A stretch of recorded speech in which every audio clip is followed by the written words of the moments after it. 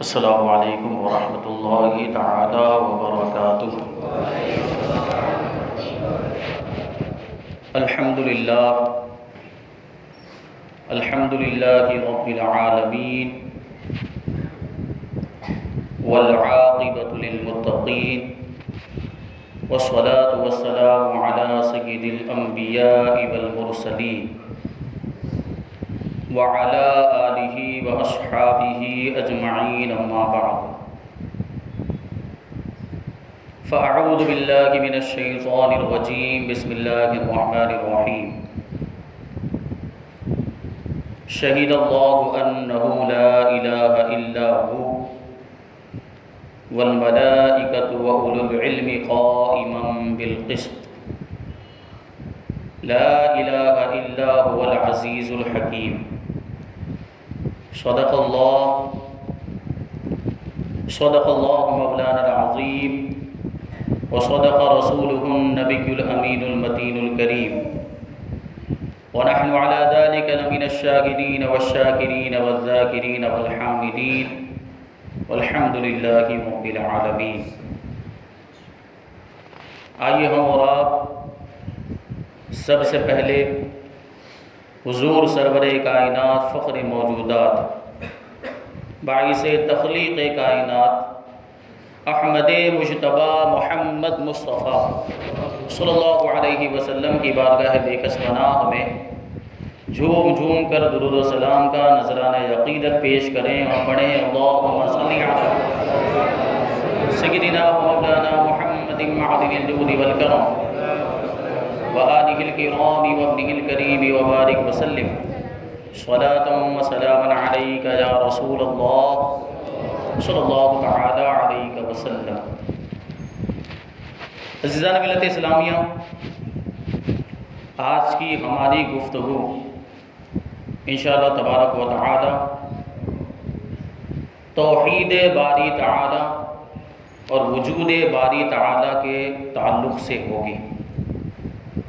اللہ تبارک و تعالی مجھے حق کہنے، آپ کو حق سننے اور ہم سب کو حق پر عمل کرنے کی توفیق عطا فرمائے۔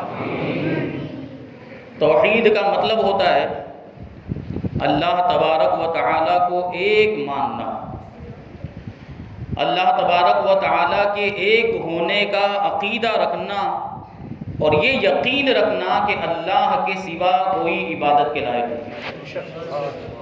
اللہ تبارک و تعالی ہی خدا ہے، وہی معبود ہے، وہی عبادت کے لائق ہے، وہ تنہا ہے، اکیلا ہے، اس کا کوئی شریک نہیں ہے، اسی کو توحید کہا جاتا ہے۔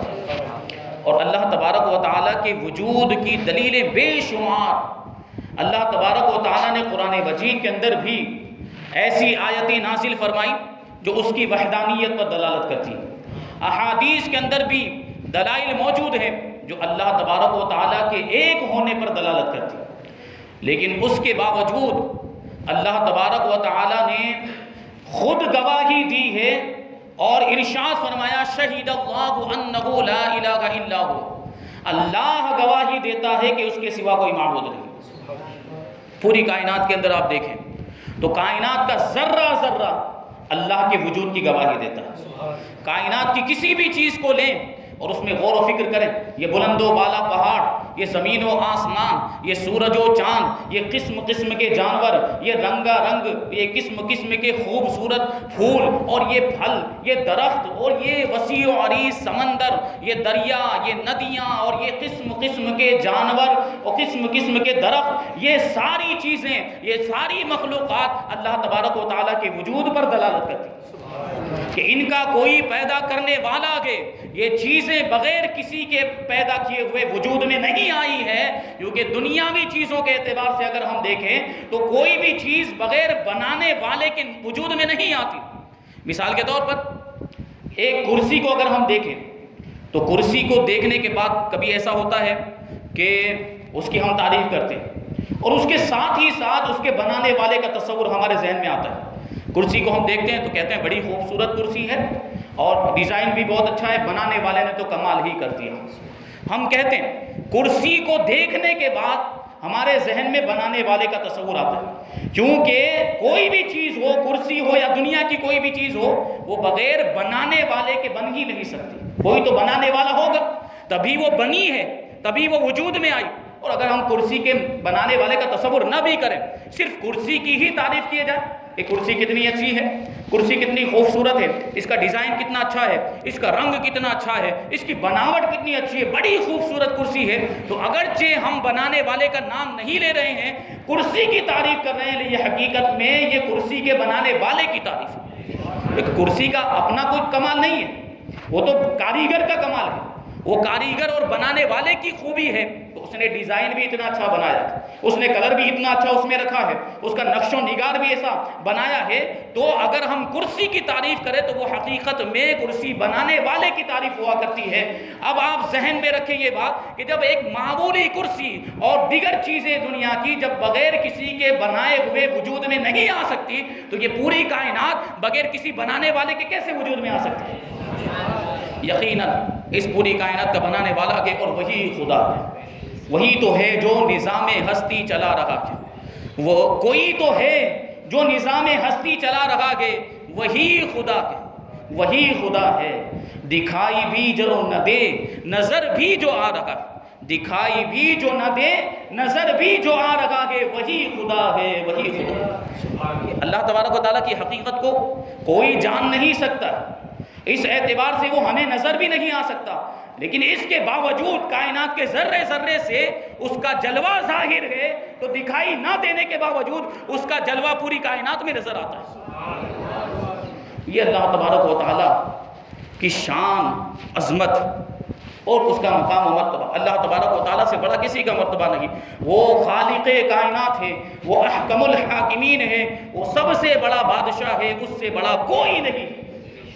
یہ شان تو اللہ تبارک و تعالیٰ نے قرآن مجید کے اندر ارشاد فرمایا، شہید اللہ انہ لا الہ الا ہو، اللہ گواہی دیتا ہے کہ اللہ کے سوا کوئی معبود نہیں، اور فرشتے گواہی دیتے ہیں، علم والے گواہی دیتے ہیں، اور وہ عدل و انصاف کا قائم کرنے والا ہے، اس کے سوا کوئی معبود نہیں ہے، وہ عزت و حکمت والا ہے۔ اور یہ اب آپ غور کریں، گواہی کی بات ہو رہی، اللہ تبارک و تعالیٰ خود گواہی دے رہا ہے اپنے تعلق سے کہ اللہ کے سوا کوئی معبود نہیں۔ دنیاوی معاملات کے اندر آپ دیکھیں، جب کوئی معاملہ پیش آ جائے اور اس میں گواہی کی ضرورت ہو، اور اس میں کوئی ایسا شخص گواہی دے دے جو بڑا معتبر مانا جاتا ہے، بڑا قابل اعتماد، بڑا بھروسے کے لائق مانا جاتا ہے، مثال کے طور پر امام صاحب کسی کے تعلق سے گواہی دے دیں، کوئی عالم صاحب کسی کے تعلق سے گواہی دے دیں، تو پھر کہا جاتا ہے کہ جب امام صاحب نے گواہی دے دی تو اب بات ختم، جب عالم صاحب نے گواہی دے دی تو اب بات ختم، اب فیصلہ ہو گیا۔ اور یاد ہوئے کہ عالم صاحب یا امام صاحب نہ بھی ہو، دنیاوی اعتبار سے بھی کوئی جاہ و جلال رکھتا ہو، ایسا مقام و مرتبہ رکھتا ہو جس کا جماعت کے اندر، برادری کے اندر اور قوم کے اندر ایک مقام و مرتبہ ہوتا ہے، اس کی ایک حیثیت ہوتی ہے، جب ایسا شخص دنیاوی معاملے کے اندر گواہی دے دے تو اس کی گواہی کا ایک وزن ہوتا ہے، اور اس کی گواہی دینے کے بعد پھر معاملہ حل ہو جایا کرتا ہے، فیصلہ ہو جایا کرتا ہے۔ اب آپ غور کریں کہ دنیاوی اعتبار سے دنیاوی جاہ و جلال والا، دنیاوی مقام و مرتبے والا جب گواہی دے دیتا ہے تو اس کی گواہی پر فیصلے ہو جایا کرتے ہیں۔ یہاں تو خالق کائنات جو احکم الحاکمین ہے، جو بادشاہوں کا بادشاہ ہے، وہ خود گواہی دے رہا ہے کہ اللہ کے سوا کوئی معبود نہیں۔ اس سے بڑھ کے کون سی گواہی ہو سکتی ہے؟ اس سے بڑی کوئی گواہی ہو ہی نہیں سکتی ہے، یہ سب سے بڑی گواہی اللہ تبارک و تعالیٰ خود اپنے تعلق سے گواہی دے رہا ہے۔ تو یہ دیکھیں، آپ دیکھتے ہوئے چلیں، اس آیت کریمہ کے تعلق سے مفسرین کرام فرماتے ہیں کہ اللہ تبارک و تعالیٰ نے خود گواہی دی اپنے تعلق سے۔ حضرت عبداللہ بن عباس رضی اللہ تعالیٰ عنہ سے مروی ہے، اللہ کے رسول صلی اللہ علیہ وسلم نے ارشاد فرمایا، خلق اللہ تعالیٰ قبل الارواح ب4,000 سنة، خلق اللہ تعالیٰ الارواح قبل الاجساد ب4,000 سنة، وخلق الارزاق قبل الارواح ب4,000 سنة، کہ اللہ تبارک و تعالیٰ نے جسموں کو پیدا کرنے سے 4,000 سال پہلے روحوں کو پیدا فرمایا، اور روحوں کو پیدا کرنے سے 4,000 سال پہلے اللہ تبارک و تعالیٰ نے ساری مخلوقات کے رزق کو اور روزیوں کو پیدا کر دیا۔ جسم پیدا نہیں ہوئے، روح پیدا نہیں ہوئی لیکن ان کی روزی پہلے پیدا ہوئی، کیونکہ وہ خالق کائنات ہے۔ دنیاوی ذمہ داروں کو دیکھیں، جب کسی کی ذمہ داری لیتے ہیں تو اس کا انتظام کرتے ہیں، اس کے کھانے پینے کا خیال رکھتے ہیں، ہر اعتبار سے اس کا خیال کرتے ہیں، تو وہ تو خالق کائنات ہے، اس نے پوری کائنات کو بنایا ہے، تو وہ لوگوں کی روزیوں کا انتظام کیوں نہ فرمائے؟ جسم پیدا نہیں کیا، روح پیدا نہیں کی، لیکن پہلے روزی کا انتظام فرماتا ہے۔ یہ اللہ ہے جو ارحم الراحمین بھی ہے، سب رحم فرمانے والوں میں سب سے بڑھ کر رحم کرنے والا۔ ہمارے جسم نہیں پیدا ہوئے لیکن ہماری روزی پیدا ہوئے، تو ہم جو یہ روزیوں کے لیے پریشان رہتے ہیں، اللہ تبارک و تعالیٰ نے ہماری روزی پہلے ہی مقرر فرما دی۔ جو روزی اللہ تبارک و تعالیٰ نے ہمارے لیے لکھ دی، جو رزق ہمارا لکھ دیا ہے، وہ ہمیں مل کر ہی رہے گا۔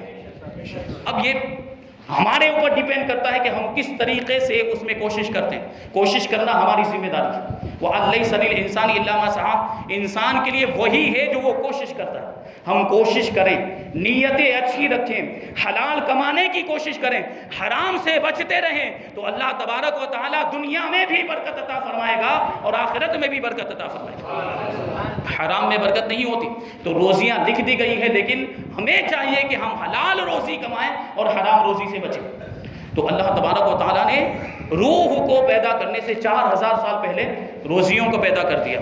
پھر کیا؟ فشہد اللہ لنفسہ بنفسہ قبل ان یخلق الخلق حین کان ولم یکن سماء ولا ارض ولا بر ولا بحر، اور اللہ تبارک و تعالیٰ نے اس وقت اپنے لیے گواہی دی، خود ہی گواہی دی، اور جب مخلوق کو بھی پیدا نہیں کیا تھا، نہ اس وقت آسمان تھا، نہ اس وقت زمین تھی، نہ اس وقت یہ خشکی تھی، نہ اس وقت کوئی سمندر اور دریا، یہ کچھ بھی نہیں تھا۔ اس وقت اللہ تبارک و تعالیٰ نے ارشاد فرمایا شہید اللہ انہ لا الہ الا ہو، اللہ گواہی دیتا ہے کہ اس کے سوا کوئی معبود نہیں، اس کے فرشتے گواہی دیتے ہیں اور علم والے گواہی دیتے ہیں، وہ عدل و انصاف کا قائم کرنے والا ہے، اس کے سوا کوئی معبود نہیں ہے، وہ عزت والا ہے، وہ حکمت والا ہے۔ مخلوق کو پیدا کرنے سے پہلے کی اب یہ بھی آپ دیکھیں، اللہ تبارک و تعالیٰ نے اس آیت کریمہ میں جو گواہی دی، حالانکہ دلائل بہت موجود ہیں، اس کے باوجود خود اللہ نے، تو اب اس سے بڑی کوئی دلیل نہیں۔ حضرت سعید ابن جبیر رضی اللہ تعالیٰ عنہ بیان کرتے ہیں کہ خانہ کعبہ کے اندر 360 بت رکھے ہوئے تھے، مورتیاں، جن کی عرب کے لوگ پوجا کیا کرتے تھے، ان کی عبادت کیا، ان کو معبود سمجھتے تھے۔ لیکن جب یہ آیت کریمہ نازل ہوئی شہید اللہ انہ لا الہ الا ہو، اللہ کے سوا کوئی معبود نہیں، تو وہ سارے بت، وہ 360 جو مورتیاں تھیں، وہ سب کے سب سجدے میں گر پڑے، اور انہوں نے اپنی زبان حال سے یہ اعلان کر دیا کہ یہ لوگ ہم کو معبود تو بناتے ہیں، یہ لوگ ہم کو خدا تو سمجھتے ہیں، یہ لوگ ہماری پوجا کرتے ہیں، ہمیں بھگوان سمجھتے ہیں، لیکن حقیقت میں عبادت کے لائق تو وہ ہے جو پروردگار عالم ہے، ہم عبادت کے لائق نہیں ہیں، ہم خدا نہیں ہیں، ہم معبود نہیں ہیں، خدا تو وہ ہے جو ساری کائنات کا پیدا کرنے والا ہے۔ یہ ان بتوں نے بتا دیا، اور بعض علماء فرماتے ہیں کہ یہ آیت کریمہ نجران کے عیسائیوں کے بارے میں نازل ہوئی، جنہوں نے حضرت عیسیٰ علیہ السلام کو ابن اللہ کہا تھا، اللہ کا بیٹا کہا تھا، اور یہ بات ذہن میں رہے کہ جو معبود ہوتا ہے نہ اس کا کوئی بیٹا ہوتا ہے نہ وہ کسی کا بیٹا ہوتا ہے، لم یلد ولم یولد، معبود کی اور خدا کی شان یہ ہوتی ہے کہ نہ اس کو کسی نے جنا ہوتا ہے نہ اس نے کسی کو جنا ہوتا ہے۔ کیونکہ آپ غور کریں کہ اگر بیٹا ہوگا تو بیٹا باپ کی ملکیت میں شریک ہوا کرتا ہے، اگر خدا کا بیٹا ہوگا تو پھر اس کی خدائی میں وہ شریک ہوگا، اور خدا شرک سے پاک ہے، اللہ تبارک و تعالیٰ یکتا ہے، اس کا کوئی شریک نہیں ہے اور اس کا کوئی برابر والا ہو ہی نہیں سکتا ہے۔ تو اسی وجہ سے اللہ تبارک و تعالیٰ کی نہ کوئی اولاد ہے نہ اس کا کوئی باپ ہے۔ تو ان لوگوں نے، نجران کے عیسائیوں نے یہ عقیدہ مشہور کرنا شروع کر دیا تھا، اس کا پرچار کرنا شروع کر دیا، تو ان کو تنبیہ کرتے ہوئے ارشاد فرمایا گیا کہ اللہ گواہی دیتا ہے کہ اللہ کے سوا کوئی معبود نہیں، اور جو معبود ہوتا ہے اس کا کوئی بیٹا نہیں ہوا کرتا۔ اور یہ جو گواہی ہے، یہ جو شہادت، اس کی تصدیق تو یہودی علماء نے بھی کی۔ چنانچہ علامہ کلبی بیان کرتے ہیں کہ ملک شام کے رہنے والے 2 یہودی عالم اللہ کے رسول صلی اللہ علیہ وسلم سے ملاقات کرنے کی نیت سے مدینہ منورہ آئے۔ اب جیسے ہی مدینہ منورہ میں داخل ہوئے تو مدینہ شہر کو انہوں نے دیکھا، اب یہ یہودی عالم تھے، توریت کا علم ان کے پاس ہے، آسمانی کتابوں کا علم ان کے پاس۔ جیسے ہی مدینہ منورہ کو انہوں نے دیکھا تو آپس میں ایک دوسرے سے بے ساختہ کہنے لگے کہ یہ شہر تو اس نبی مکرم کے شہر سے بہت زیادہ ملتا جلتا لگتا ہے جو آخری زمانے میں تشریف لانے والے تھے، کیونکہ اگلی کتابوں کے اندر صرف ہمارے حضور کی صفات ہی نہیں بیان کی گئی تھی بلکہ حضور کے شہر کا بھی تذکرہ موجود ہے، مدینہ منورہ کا ذکر بھی آسمانی کتابوں کے اندر موجود تھا۔ تو انہوں نے پڑھا تھا تو وہ دیکھ کر پہچان گئے کہ یہ تو وہی شہر لگ رہا ہے جو نبی آخر الزماں کا شہر۔ اب جب آگے بڑھے اور اللہ کے رسول صلی اللہ علیہ وسلم کی بارگاہ میں پہنچے، جیسے ہی نبی کریم صلی اللہ علیہ وسلم کے چہرے پر ان کی نظر پڑی ہے، وہ ساری صفات جو توریت کے اندر انہوں نے پڑھی تھی ان صفات کو دیکھ کر وہ پہچان گئے کہ یہی تو نبی آخر الزماں ہے۔ اب آگے کہنے لگے حاضر ہونے کے بعد، انت محمد، کیا آپ محمد صلی اللہ علیہ وسلم ہیں؟ تو اللہ کے رسول صلی اللہ علیہ وسلم نے ارشاد فرمایا نعم، ہاں میں محمد ہوں۔ پھر وہ کہنے لگے وانت احمد، کیا آپ احمد ہیں؟ تو نبی کریم صلی اللہ علیہ وسلم نے ارشاد فرمایا ہاں نعم انا محمد و احمد، میں محمد بھی ہوں میں احمد بھی ہوں۔ نبی کا نام زمین پر محمد ہے اور آسمانوں میں احمد ہے۔ حضور تاج الشریعہ ارشاد فرماتے ہیں زمین پر وہ محمد ہیں، وہ احمد آسمانوں میں، زمین پر وہ محمد ہیں، وہ احمد آسمانوں میں، یہاں بھی ان کا چرچا ہے وہاں بھی ان کی مدح، اور یہاں بھی ان کی چلتی ہے وہاں بھی ان کی چلتی ہے، یہاں بھی ان کی چلتی ہے وہاں بھی ان کی چلتی ہے۔ مدینہ راجدھانی ہے، دو عالم پر حکومت ہے۔ یہ شان کے مقام و مرتبہ۔ اب ان لوگوں نے پوچھا تو اللہ کے رسول صلی اللہ علیہ وسلم ارشاد فرمایا کہ ہاں میں ہی محمد ہوں اور میں ہی احمد، کیونکہ حضور صلی اللہ علیہ وسلم کا نام اگلی کتابوں کے اندر محمد بھی آیا اور احمد بھی آیا، وہ نام ان کو معلوم تھا۔ اب ان لوگوں نے پوچھا قال فإنا نسألك عن شيء فإن أخبرتنا به آمنا بك وصدقناك، آپ سے ہم ایک چیز کے بارے میں سوال کریں گے، اگر آپ نے اس چیز کے بارے میں ہمیں خبر دے دی تو ہم آپ پر ایمان لے آئیں گے اور آپ کی تصدیق کر لیں گے۔ تو اللہ کے رسول صلی اللہ علیہ وسلم ارشاد فرمایا فاسأل، پوچھو جو بھی پوچھنا ہے پوچھو۔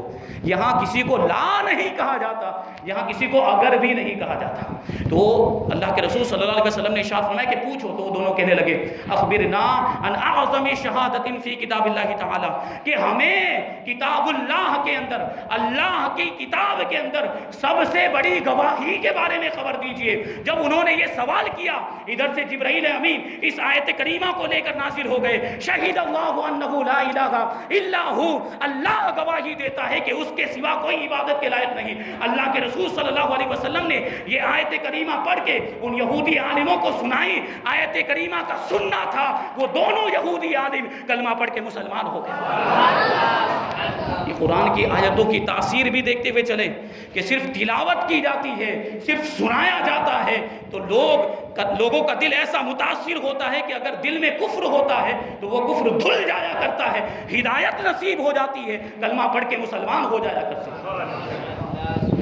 یہ شان اس آیت کریمہ کی اللہ تبارک و تعالیٰ نے ایسی برکتیں رکھی کہ آپ غور کریں کہ جب اس میں خود اللہ تبارک و تعالیٰ گواہی دے رہا ہے، اور یہاں جو شہیدہ کا لفظ آیا اس کے تعلق سے مفسرین کرام فرماتے ہیں کیونکہ شہیدہ کا مطلب ہوتا ہے گواہی دینا، اور گواہی کس لیے دی جاتی ہے؟ کسی چیز کو ثابت کرنے کے لیے گواہی دی جاتی ہے۔ کسی دعوے کو جو مدعی ہوتا ہے، جو دعویٰ کرنے والا ہوتا ہے، وہ اپنے دعوے کو ثابت کرنے کے لیے گواہی پیش کرتا ہے۔ تو یہاں اللہ تبارک و تعالیٰ کو تو یہ ثابت کرنے کی ضرورت نہیں ہے کہ اس کے سوا کوئی معبود نہیں، یہ بات تو متحقق ہے، پہلے ہی سے ثابت ہے کہ اللہ کے سوا کوئی معبود نہیں، تو اس کو ثابت کرنے کی ضرورت نہیں ہے۔ اسی وجہ سے مفسرین کرام فرماتے ہیں کہ یہاں شہیدہ کا مطلب ہوتا ہے کہ اللہ نے حکم دیا اور فیصلہ صادر فرما دیا کہ اللہ کے سوا کوئی معبود نہیں، یا بعض مفسرین فرماتے ہیں کہ یہاں پہ شہیدہ اعلم کے معنی میں ہے، یعنی اللہ نے لوگوں کو آگاہ کر دیا،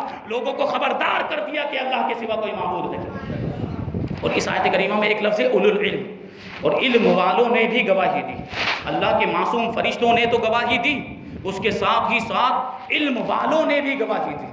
مفسرین کرام فرماتے ہیں کہ یہاں علم والوں سے مراد انبیاء کرام علیہ السلام، کیونکہ انبیاء کرام علیہ السلام اللہ تبارک و تعالیٰ کے چنے ہوئے بندے جن کو اللہ تبارک و تعالیٰ نے لوگوں کی ہدایت کے لیے دنیا میں بھیجا، جب اللہ نے ان کو خود منتخب فرمایا تو ان کے علم کا معاملہ کیا ہوگا؟ یقیناً ان کا علم ساری مخلوقات سے بڑھ کر ہے، اور ان کو جو معرفت حاصل ہے، ان کو جو علم حاصل ہے، وہ کسی اور کو حاصل نہیں ہو سکتا۔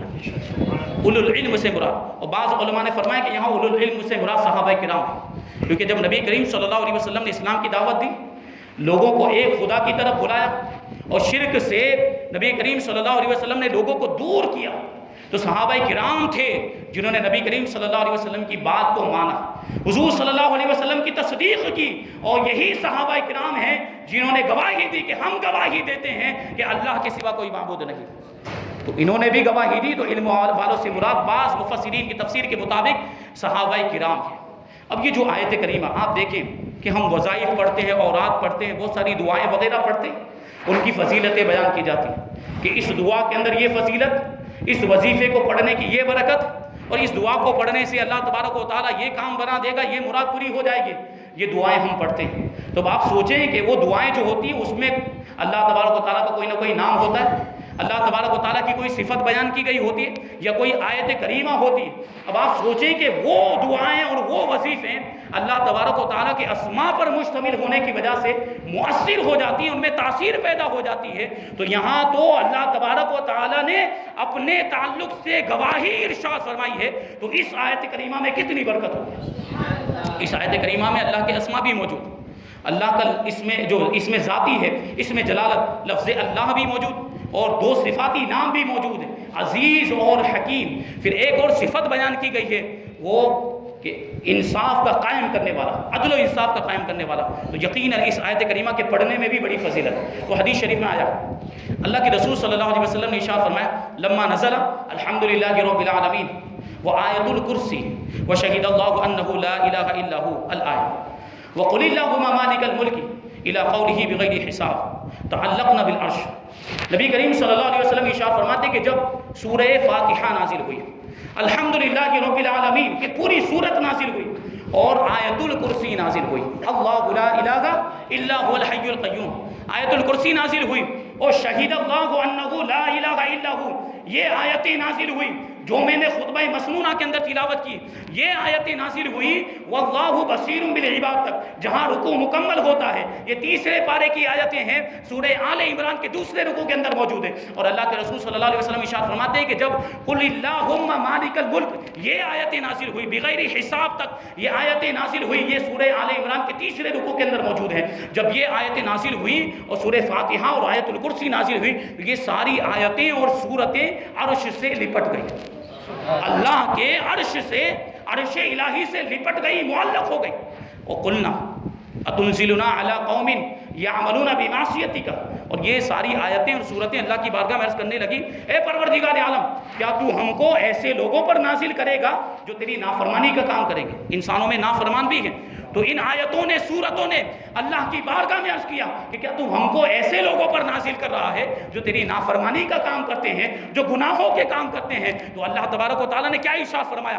اللہ تبارک و تعالیٰ ارشاد فرماتا ہے وَعِزَّتِي وَجَلَالِي لَا يَتْلُوكُنَّ عَبْدٌ عِنْدَ دُبُرَ كُلِّ صَلَاةٍ مَكْتُوبَةٍ إِلَّا غَفَرْتُ لَهُ وَأَسْكَنْتُهُ جَنَّةَ الْفِرْدَوْسِ وَأَنْظُرُوا إِلَيْهِ كُلَّ يَوْمٍ 70 مرة وَأَقْضِي لَهُ 70 حاجة أدناها المغفرة، یعنی اے میری جو مقبول دعائیں تم نے سوال کیا ہے، تو تم جان لو کہ تم کو جو بھی بندہ تمہاری تلاوت کرے گا ہر فرض نماز کے بعد تو میں اس کی مغفرت کر دوں گا، اسے جنت الفردوس میں جگہ عطا کروں گا، اور روزانہ 70 مرتبہ اس پر نظر رحمت کروں گا، اور اس کی 70 حاجتوں کو پورا کر دوں گا۔ ان میں جو سب سے کم ترین حاجت ہے وہ گناہوں کی مغفرت ہے۔ یہ اس آیت کی برکت ہے۔ تو یہ دعائیں آپ بھی یاد رکھیں اور ہر فرض نماز کے بعد پڑھیں۔ سورہ فاتحہ، آیت الکرسی، شہید اللہ انہ لا الہ سے لے کر واللہ بصیر بالعباد تک، جہاں رکوع ختم ہوتا ہے، پھر اس کے بعد والے رکوع میں قل اللہم مالک الملک، یہ بغیر حساب تک۔ اس کے بعد اللہ کے رسول صلی اللہ علیہ وسلم نے ارشاد فرمایا کہ وَأَنَا عَلَىٰ ذَلِكَ مِنَ الشَّاهِدِينَ، کہ اللہ نے گواہی دی ہے تو میں بھی گواہی دیتا ہوں، میں بھی گواہی دیتا ہوں کہ اے پروردگار تیرے سوا کوئی عبادت کے لائق نہیں، تو عزت والا، تو حکمت والا۔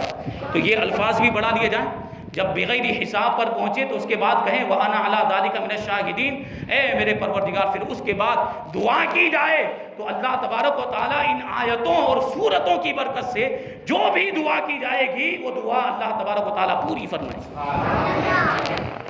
یہ شان اور یہ دیکھیے عظمت ہے ان آیتوں کی. اور پھر کلمہ طیبہ جو ہم پڑھتے ہیں لا الہ الا اللہ محمد الرسول اللہ صلی اللہ علیہ وسلم، اس کا معنی اور مطلب کیا ہوتا ہے؟ اللہ کے سوا کوئی معبود نہیں اور محمد صلی اللہ علیہ وسلم اللہ کے رسول ہیں. بڑی عظمت والی چیز ہے یہ کلمہ، ہمارے ایمان کی پہچان ہے، ہمارے ایمان کی علامت ہے. کوئی غیر مسلم کتنا ہی اسلام کو سچ سمجھتا ہو، کتنا ہی اسلام کو حق سمجھتا ہو، اسلام کی تعریف کرتا ہو، لیکن جب تک وہ کلمہ نہ پڑھے ہم اس کو مسلمان سمجھتے ہیں. یہ کلمہ ایمان کی علامت ہے اور اسلام کی علامت ہے. اور اس کی برکتیں دیکھیں. حضرت عبادہ ابن صامت رضی اللہ تعالیٰ عنہ سے روایت، اللہ کے رسول صلی اللہ علیہ وسلم نے ارشاد فرمایا من شہد اللہ الہ الا اللہ وان محمد رسول اللہ، کہ جو اس بات کی گواہی دے کہ اللہ کے سوا کوئی معبود نہیں اور محمد صلی اللہ علیہ وسلم اللہ کے رسول ہیں، حرم اللہ علیہ النار، اللہ تبارک و تعالیٰ اس پر جہنم کی آگ کو حرام فرما دیتا ہے. صرف کلمہ پڑھنے کی برکت سے. یہ آپ سوچیں یہ ایمان کی دولت ہے جو ہمیں جنت میں لے کر جائے. لیکن شرط یہ ہے کہ پھر اس کلمے کے تقاضوں کو بھی ہم پورا کریں. اب یہ نہ ہو کہ بھائی جنت تو ملنے والی، کلمہ پڑھ لیا اب جنت میں جانا ہے، اب تو نمازیں پڑھنے کی ضرورت نہیں، روزے رکھنے کی ضرورت نہیں، نیک کام کرنے کی ضرورت نہیں. اگر یہ نیک کام کرنے کی ضرورت نہیں ہوتی تو اللہ کیوں فرماتا نماز قائم کرو؟ اگر یہ زکوٰۃ ادا کرنے کی ضرورت نہ ہوتی تو اللہ کیوں فرماتا کہ زکوٰۃ ادا کرو؟ روزہ رکھنے کا کیوں حکم دیتا؟ حج کرنے کا کیوں حکم دیتا؟ کلمہ یقیناً جنت کی ضمانت ہے، لیکن اس کے ساتھ اس کے تقاضے بھی پورے کرنے پڑیں گے، نمازیں بھی ادا کرنی پڑے گی، روزے بھی رکھنے پڑیں گے. صاحب استطاعت ہے تو حج بھی کرنا پڑے گا، اگر ہم مالک نصاب ہیں تو زکوٰۃ بھی ادا کرنی پڑے گی، صدقہ فطر بھی ادا کرنا پڑے گا، گناہوں سے بھی بچنا پڑے گا اور نیک کام کرنے ہوں گے. تب اللہ تبارک و تعالی حقیقی ایمانوں میں ہمیں جنت عطا فرمائے گا. کیونکہ اگرچہ ہم ایمان والے وہ ایمان کی برکت سے ہمیں جنت میں جانا ہے، لیکن گناہ بھی جو ہے کہ جہنم کا سبب بنتے ہیں، جہنم میں جانے کا سبب بنتے ہیں. اگرچہ ایمان والے ہیں لیکن ہم نے گناہ کے کام کیے ہوں گے تو ان گناہوں کی سزا ہمیں جہنم میں ملے گی. اگرچہ اتنے ہی وقت تک ہم جہنم میں رہیں گے، سزا بھگتنے کا جو وقت ہوگا اتنی مدت تک ہم جہنم میں رہیں گے، لیکن جہنم کا عذاب کوئی معمولی عذاب نہیں ہے. جہنم کے عذاب کو برداشت کرنے کی ہمارے اندر طاقت نہیں ہے. تو ہم یہ نہ سوچیں کہ آخر کار تو جنت میں جانا ہے سزا بھگت لیں گے، ایسا نہیں. دنیا میں معمولی سا کیڑا اگر ہمیں کاٹ لیتا ہے، بچھو اگر ہمیں ڈنک مار دے، سانپ اگر ہمیں ڈس لے تو کیسی تکلیف ہوتی ہے. یہ تو ایک نمونہ ہے، یہ جو موذی جانور ہیں یہ ایک مثال ہے. وہاں جو جانور ہوں گے اور جو تکلیف پہنچانے والی چیزیں ہوں گی ان کا تو ہم اندازہ ہی نہیں لگا سکتے. ایسا سخت عذاب ہوگا جہنم کا. تو ہمیں بچنا ہے گناہوں سے. اللہ تبارک و تعالی ہمیں گناہوں سے بچنے کی توفیق عطا فرمائے. کلمہ طیبہ کی فضیلت بیان کر رہا تھا. ایک حدیث پاک کے اندر آیا کہ اذا قال العبد المؤمن لا الہ الا اللہ محمد الرسول اللہ، جب مومن بندہ لا الہ الا اللہ محمد الرسول اللہ پڑھتا ہے، خرج من فمیہ ملک مثل طیر اخضر لہو جناحان ابیضان اور مکللانی بالدر والیاقوت احدہما بالمشرق والآخر بالمغرب، کہ جب بندہ مومن کلمہ پڑھتا ہے تو اس کے منہ سے ایک فرشتہ نکلتا ہے جو سرخ پرندے کی طرح ہوتا ہے اور اس کے 2 سفید پر ہوتے ہیں اور ان پروں کا معاملہ یہ ہوتا ہے کہ ان میں موتی اور یاقوت یعنی قیمتی پتھر، سرخ رنگ کے پتھر اس کے پروں کے اندر جڑے ہوئے ہوتے ہیں اور ان پروں کی وسعت کا عالم یہ ہوتا ہے کہ ایک پر مشرق میں ہوتا ہے تو دوسرا پر مغرب میں ہوتا ہے. وَإِذَا نَشَرَهُمَا تَجَاوَزَ الْمَشْرِقَ وَالْمَغْرِبَ، لیکن جب وہ فرشتہ اپنے پروں کو پھیلاتا ہے تو ان پروں کی وسعت میں اور اضافہ ہو جاتا ہے اور یہ پر مشرق و مغرب سے بھی آگے بڑھ جایا کرتے ہیں. یہ فرشتہ پھر کیا کرتا ہے؟ فَتَرْفَعُ إِلَى السَّمَاءِ، یہ فرشتہ آسمان کی طرف جاتا ہے، حتیٰ ينتہی العرش، یہاں تک کہ عرش الہی تک پہنچ جاتا ہے. وَلَهُ دَوِيٌّ كَدَوِيِّ النَّخْلِ، اور اس کے اندر ایسی ہی آواز ہوتی جیسی شہد کی مکھیوں کے اندر آواز ہوتی، یعنی شہد کی مکھیوں کی گنگناہٹ کی طرح اس فرشتے کی آواز ہوگی. وہ آسمان پر جائے گا اور عرش الہی کے قریب جب پہنچے گا تو جو حاملین عرش فرشتے ہیں جو عرش کو اٹھائے ہوئے ہیں وہ فرشتے اس سے کہیں گے اسکن بعزت اللہ وعظمتہ، اللہ کی عزت اور اللہ کی عظمت کی وجہ سے ٹھہر جا، رک جا، آگے مت بڑھ. تو وہ فرشتہ کہے گا لا یسکن حتی یغفر اللہ لقائلہ، میں اب رکنے والا نہیں ہوں، میں ٹھہرنے والا نہیں ہوں، میں نہیں رکوں گا یہاں تک کہ اللہ تبارک و تعالی کلمہ پڑھنے والے کی بخشش نہیں فرما دے گا. فَيُعْتِيهُ اللَّهُ 70 أَلْفَ لِسَانٍ، تو پھر اللہ تبارک و تعالیٰ اس فرشتے کو 70,000 زبانیں عطا فرمائے گا، جن زبانوں کے ذریعے سے وہ فرشتہ کلمہ پڑھنے والے کے لیے قیامت تک مغفرت کی دعا کرتا ہی رہے گا، کرتا ہی رہے گا۔ فَإِذَا كَانَ يَوْمُ الْقِيَامَةِ، اور جب قیامت کا دن ہوگا، جاء ذَلِكَ الْمَلَكُ، وہ فرشتہ آئے گا، وَيَأْخُذُ بِيَدِ صَاحِبِهِ، کلمہ پڑھنے والے کا ہاتھ پکڑے گا، وَيُجَاوِزُهُ الصِّرَاطَ فَيُدْخِلُهُ الْجَنَّةَ، اور اس کلمہ پڑھنے والے کا ہاتھ پکڑ کر اسے پل صراط سے گزار کر جنت میں داخل کر دے گا۔ یہ کلمہ پڑھنے کی برکت کہ اللہ تبارک و تعالیٰ کے تعلق سے ہم گواہی دیتے ہیں کہ اللہ کے سوا کوئی معبود نہیں، اور محمد صلی اللہ علیہ وسلم اللہ کے رسول ہیں، تو یہ گواہی کوئی معمولی چیز نہیں۔ تو سوچیں آپ، دوسری دعائیں ہم پڑھتے ہیں تو اس میں اتنی برکت ہوتی، تو کلمہ پڑھیں گے تو اس میں کتنی برکت ہوتی۔ تو یہ اللہ کے وجود کے تعلق سے اللہ تبارک و تعالیٰ ایک ہے اور اس کے سوا کوئی عبادت کے لائق نہیں۔ ہم اپنے بزرگان دین کی زندگیوں کا جائزہ لیں، علماء کرام اور ائمہ اعظام، کہ وہ کس طریقے سے اللہ تبارک و تعالیٰ کے وجود کا اعتقاد بھی رکھتے تھے، اور جب ان کے پاس کوئی ایسا شخص آ جاتا کہ جو اللہ پر اعتراض کرتا، اللہ کے وجود کا انکار کرتا، تو بڑے پیارے اور اچھوتے انداز میں اس کو جواب دیا کرتے۔ حالانکہ قرآن و حدیث کے اندر بے شمار دلائل موجود، لیکن وہ قرآن کو ماننے والا ہوتا تو اعتراض کیوں کرتا؟ وہ حدیث کا ماننے والا ہوتا تو سوال ہی کیوں کرتا؟ تو پھر وہ جواب بھی ایسا دیتے کہ وہ مان بھی جاتا تھا اور مقصد بھی پورا ہو جاتا۔ امام اعظم ابو حنیفہ رضی اللہ تعالیٰ عنہ کا واقعہ کہ آپ کا ایک دہریے کے ساتھ مناظرہ ہوا۔ دہریہ مطلب جو خدا کا انکار کرنے والے لوگ، خدا کے وجود کا، خدا کو نہ ماننے والے لوگ کہ خالق کوئی چیز نہیں، خدا کوئی چیز نہیں، معاذ اللہ، وہ دہریے کا یہ عقیدہ۔ تو امام اعظم ابو حنیفہ کے ساتھ اس کا مناظرہ ہوا۔ اب امام اعظم بھی تو امام اعظم ہیں، ہمارے امام، ہم جن کے مسلک کے فالو کرنے والے، جن کے ہم مقلد ہیں۔ تو اب مناظرے کا وقت مقرر ہو گیا۔ اب ظاہر سی بات ہے، مسئلہ بھی اتنا اہم تھا، اور پھر مناظرہ بھی کس کے ساتھ؟ وقت کے سب سے بڑے امام کے ساتھ مناظرہ تھا۔ تو جو میدان مناظرہ تھا وہ کھچا کھچ لوگوں سے بھر گیا، بڑی تعداد میں لوگ جمع ہو گئے۔ اب اس میں دشمن بھی ہے، دوست بھی ہے، سب آ گئے، سب جائزہ لینے کے لیے کہ کیا ہوتا ہے دیکھتے ہیں۔ اب امام اعظم ابو حنیفہ رضی اللہ تعالیٰ عنہ کو وقت مقررہ پر پہنچنا تھا، سب لوگ پہنچ گئے، وہ دہریہ بھی پہنچ گیا، لیکن امام اعظم ابو حنیفہ رضی اللہ تعالیٰ عنہ کو مجلس مناظرہ میں پہنچنے میں کافی دیر ہو گئی۔ مناظرہ سمجھ رہے ہیں، بحث و مباحثہ، ڈیبیٹ۔ تو اس ڈیبیٹ میں پہنچنے میں امام اعظم کو بہت دیر ہو گئی۔ جب آپ پہنچے تو وہ دہریہ پوچھنے لگا منکر خدا کہ آپ کو اتنی دیر کیسے ہو گئی؟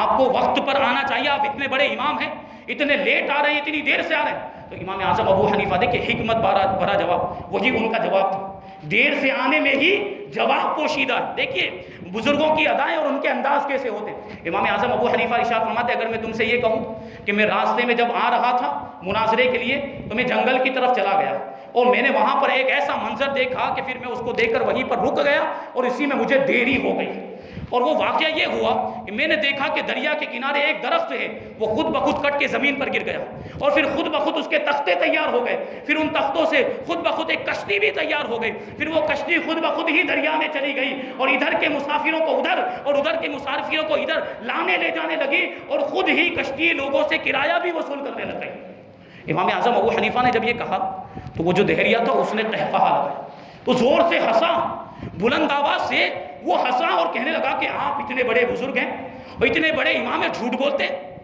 اتنے بڑے امام ہونے کے بعد جھوٹ بولتے ہیں۔ یہ کیسے ہو سکتا ہے کہ خود بخود وہ درخت کٹ جائے، خود بخود تختے تیار ہو جائیں اور خود بخود کشتی بھی بن جائے اور خود بخود وہ کشتی دریا میں اور مسافروں کو ایک کنارے سے دوسرے کنارے لانے لے جانے لگ جائے؟ یہ کیسے ممکن ہو سکتا ہے؟ جب تک کوئی بنانے والا نہ ہو وہ کشتی بن نہیں سکتی ہے، اور جب تک کوئی چلانے والا نہ ہو وہ کشتی چل نہیں سکتی ہے۔ امام اعظم نے ارشاد فرمایا میرا جواب ہو گیا، تیرا یہ عقیدہ ہے، تو یہ کہہ رہا ہے، اور تیرے کہنے کے مطابق جب ایک معمولی سی کشتی بغیر کسی بنانے والے کے نہیں بن سکتی ہے تو تمہارے عقیدے کے مطابق تو یہ زمین و آسمان، یہ عظیم الشان چیزیں، یہ اتنی بڑی چیزیں، یہ چاند و سورج، یہ درخت، یہ بڑے بڑے سمندر، یہ گہرے دریا، یہ بھی تو تمہارے عقیدے کے مطابق بغیر کسی کے بنائے ہوئے بن گئے۔ اگر ایک کشتی کسی کے بنائے بغیر نہیں بن سکتی ہے تو یہ پوری کائنات کسی بنانے والے کے بغیر کیسے بن سکتی ہے؟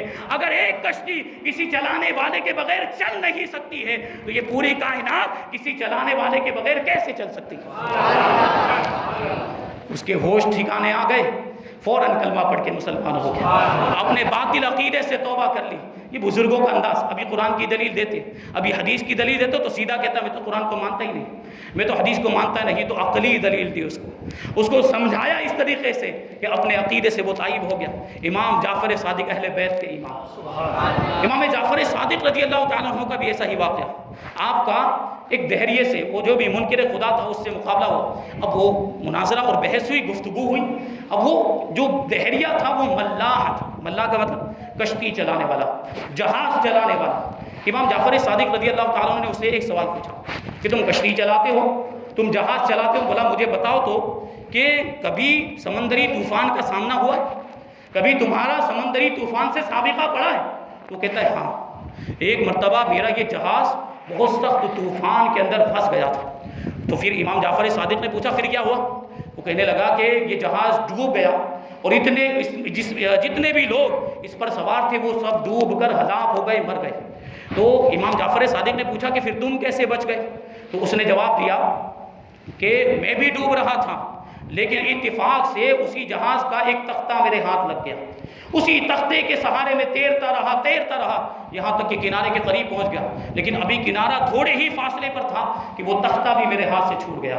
پھر میں نے خود ہی کوشش کی، ہاتھ پیر مارتا ہوا کسی طریقے سے کنارے پر پہنچ گیا اور اس طریقے سے میری جان بچ گئی۔ اب امام جعفر صادق ارشاد فرماتے اب سن، امام جعفر صادق ارشاد فرماتے اب سن کہ جب تو جہاز پر سوار تھا تو تیرا بھروسہ اور تیرا اعتماد اس جہاز پر تھا کہ یہ تجھے کنارے پر پہنچائے گا، لیکن جب وہ جہاز ڈوب گیا تو اب تیرا اعتماد اور تیرا بھروسہ اس تختے پر تھا کہ اس تختے کے سہارے تو کنارے پر پہنچ جائے گا، لیکن جب وہ تختہ بھی ڈوب گیا تو اب بتا اس بے سہارا وقت میں اور بے چارگی کے عالم میں کیا تجھے اس وقت بھی یہ امید تھی کہ اب بھی کوئی بچانا چاہے تو بچا سکتا ہے؟ تو اس نے جواب دیا ہاں امید تو تھی۔ تو اب امام جعفر صادق پوچھتے ہیں کہ کس سے امید تھی، کہ کون بچا سکتا ہے؟ تو اس نے کہا، وہ خاموش ہو گیا، اس کے پاس اس کا کوئی جواب نہیں تھا۔ امام جعفر صادق ارشاد فرماتے ہیں کہ اس بے چارگی کے وقت میں، اس بے سہارا وقت میں تجھے جس سے امید تھی وہی تو پروردگار عالم ہے، اسی نے تجھے نجات دی ہے، اسی نے تجھے بچایا ہے۔ یہی معاملہ ہوتا ہے بزرگان دین کا۔ جب امام جعفر صادق نے یہ دلیل دی ہے تو وہ دہریہ بھی اپنے عقیدے سے توبہ کر کے کلمہ پڑھ کے مسلمان ہو۔ یہ شان ہوتی ہے لوگوں کی اور بزرگان دین کی۔ واقعات کا سلسلہ ہے، باتیں بیان کی جائیں تو دراز ہو جائے گی۔ ایک واقعہ عرض کرتا ہوا چلو کہ یہ جو آج کل پڑھے لکھے لوگ ہوتے ہیں نا، ان کے معاملات یہ دنیاوی معاملات کے اندر ایسے الجھتے ہیں اور دنیاوی تعلیم کے اندر ایسے غرق ہو جاتے ہیں کہ پھر دین سے دور ہو جاتے ہیں۔ لبرل قسم، آزاد ان کا ذہن ہو جاتا ہے، وہ دین کی باتوں کو فرسودہ خیالات سمجھنے لگتے ہیں، دقیانوسی باتیں، یہ سب پرانی باتیں۔ یہ جو موجودہ دور میں جو اس طرح کے لوگ پڑھے لکھے لوگ، تو ایسے لوگوں کو پڑھا لکھا جاہل کہا جائے۔ یہ پڑھا لکھا ہونے کے باوجود خدا کے وجود کا انکار کر دیں، پڑھا لکھا ہونے کے باوجود اسلام کی تعلیمات کا انکار کر دیں، تو ان کے پڑھے لکھے ہونے کا کیا مطلب؟ یہ ایسے لوگ پڑھے لکھے جاہل۔ ایسا ہی ایک فلسفی، ایک سائنسداں تھا، وہ گزر رہا تھا، ایک قاری صاحب قرآن پاک کی تلاوت کر رہے تھے۔ قرآن آیت کریمہ سورہ ملک کی آیت کریمہ ہے، قُلْ أَرَأَيْتُمْ إِنْ أَصْبَحَ مَاؤُكُمْ غَوْرًا فَمَنْ يَأْتِيكُمْ بِمَاءٍ مَعِينٍ، آخری آیت کہ بھلا بتاؤ تو کہ اگر یہ سارا پانی زمین کے اندر دھس جائے تو اس پانی کو واپس کون لائے گا تمہاری نگاہوں کے سامنے بہتا ہوا؟ یہ آیت کریمہ وہ پڑھ رہے تھے قاری صاحب، تو اس فلسفی نے، اس سائنٹسٹ نے جب یہ آیت کریمہ سنی تو اس میں جو کہ پانی کو دھسا دینے کی بات ہے، زمین میں جب پانی دھس جائے تو کہنے لگا اس میں کون سی بڑی بات ہے، یہ کون سی مشکل بات ہے، ہمارے پاس ایسی مشینری ہے، ہمارے پاس ایسے آلات ہیں کہ زمین میں پانی دھس گیا ہوگا اس کو بھی ہم مشینوں کے ذریعے واپس لے کر آئیں گے۔ اتنا کہنے کے بعد وہ تو چلا گیا، لیکن جب رات کو وہ فلسفی جب سویا ہے، وہ سائنسداں جب سویا ہے تو اس کے خواب میں ایک قوی اور طاقتور شخص آیا اور اس کے گال پر ایک زوردار تماچا مارا کہ اس کی دونوں آنکھوں میں جو نور کے قطرے تھے وہ بہہ گئے، اور پھر وہ طاقتور شخص نے اس سے جو ہے کہ گرجدار آواز میں کہا کہ تو زمین میں دھسے ہوئے پانی کو واپس لانے کی بات کرتا ہے، پہلے اپنے آنکھوں کے پانی کو تو واپس لا کر دکھا۔ تیری سائنس میں وہ طاقت نہیں ہے، تیرے فلسفے میں وہ طاقت نہیں ہے کہ آنکھیں ضائع ہو جائیں، آنکھوں کی روشنی چلی جائے تو اسے کوئی واپس لا سکے۔ وہ ایک پروردگار عالم کی ذات ہے جو پانی کو بھی واپس لا سکتا ہے، نگاہوں کی روشنی کو بھی دوبارہ عطا فرما سکتا ہے۔ تو تعلیم ہونی چاہیے، انسان کو پڑھا لکھا ہونا چاہیے، لیکن ایسی بھی تعلیم نہ ہو جو ہمیں اپنے دین سے دور کر دے، ہمیں اپنے مذہب سے دور کر دے۔ ہمیں اپنے بچوں کو تعلیم دینی، آنے والا زمانہ بہت فتنے والا زمانہ ہونے والا ہے، ہمیں اپنے بچوں کی ایسی تربیت کرنی ہے، انہیں ایسا سکھانا ہے کہ اسلام سے کبھی روگردانی مت کرنا، اسلام سے کبھی پھرنا مت۔ اسلام ہمارا مذہب ہے، اسلام ہمارا دین ہے، اسلام ہماری سب سے پہلی ترجیح ہے، اسلام کے سامنے کوئی چیز ہمارے لیے کوئی حیثیت نہیں رکھتی ہے، اسلام ہمارے لیے سب سے مقدم ہے، سب سے پہلے ہمارے لیے اسلام ہے اور باقی چیزیں بعد میں آتی ہیں۔ تو یہ تعلیم دینے کی ضرورت ہے۔ دیکھیں پرانے زمانے کے اندر خواتین کیسی سمجھ رکھتی تھی اور کیسی اللہ کی معرفت رکھتی تھی۔ ایک عالم صاحب ایک بڑھیا کے پاس پہنچے، واقعہ سنا ہوگا، لیکن بیان کرنا چاہتا ہوں کہ خواتین کیسی ہوتی ہیں، اور جب خواتین ایسی ہوتی ہیں تو پھر بچے بھی ویسے ہوا کرتے ہیں۔ تو ایک عالم صاحب اس بڑھیا کے پاس پہنچے جو چرخہ کاٹ رہی تھی، وہ چرخہ کاٹ کے جو ہے دھاگے بناتی ہیں، روئی بناتی وغیرہ، تو چرخہ کاٹ رہی تھی۔ تو عالم صاحب نے پوچھا کہ اے بڑھیا، کیا پوری زندگی یہ چرخہ کاٹنے میں ہی گزار دی یا کچھ اللہ کی پہچان بھی حاصل کی ہے، کیا اللہ کی کچھ معرفت بھی حاصل کی؟ بڑھیا نے جواب دیا، سب کچھ اسی چرخے میں سیکھ لیا، سب کچھ اسی چرخے میں مجھے سکھا دیا۔ اب آپ غور کریں۔ تو عالم صاحب نے پوچھا کیسے، بھلا بتاؤ تو کہ اللہ موجود ہے؟ تو اس نے کہا کہ ہاں اللہ موجود ہے۔ تو عالم صاحب نے پوچھا کہ اللہ کے وجود کی دلیل کیا ہے؟ تو بڑھیا کہتی یہ میرا چرخہ اس کے وجود کی دلیل۔ عالم صاحب پوچھنے لگے کہ کیسے؟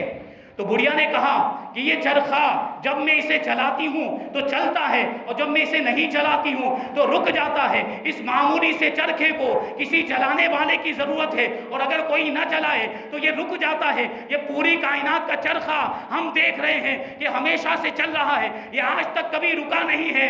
تو یہ جب چرخہ کسی چلانے والے کے بغیر نہیں چل سکتا تو پوری کائنات کا چرخہ بغیر کسی چلانے والے کے کیسے چل سکتا؟ اور جو پوری کائنات کے چرخے کو چلا رہا ہے وہی تو خدا ہے، وہی پروردگار۔ اب عالم صاحب نے دوسرا سوال پوچھا کہ خدا ایک ہے یا دو؟ تو بڑھیا نے کہا ایک۔ اس کی دلیل؟ تو بڑھیا کہتی یہی میرا چرخہ۔ اس نے کہا تھا نے ساری چیزیں اسی چرخے میں سیکھ لی۔ تو عالم صاحب نے پوچھا کہ وہ کیسے؟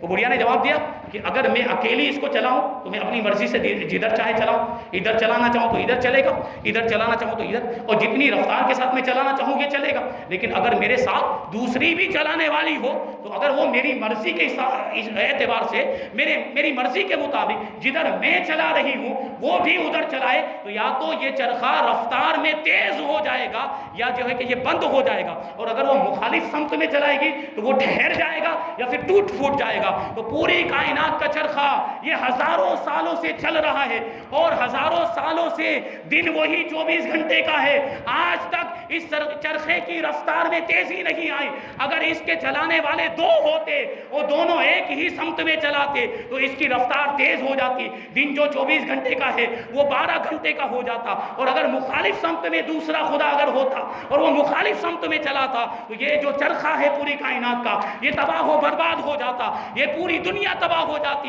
یہ پوری کائنات اس کا جو نظام ہے ہزاروں سال سے جو چل رہا ہے یہ اس کی دلیل ہے کہ اس کا چلانے والا کوئی ہے اور وہ دو نہیں ہے بلکہ ایک ہی ہے۔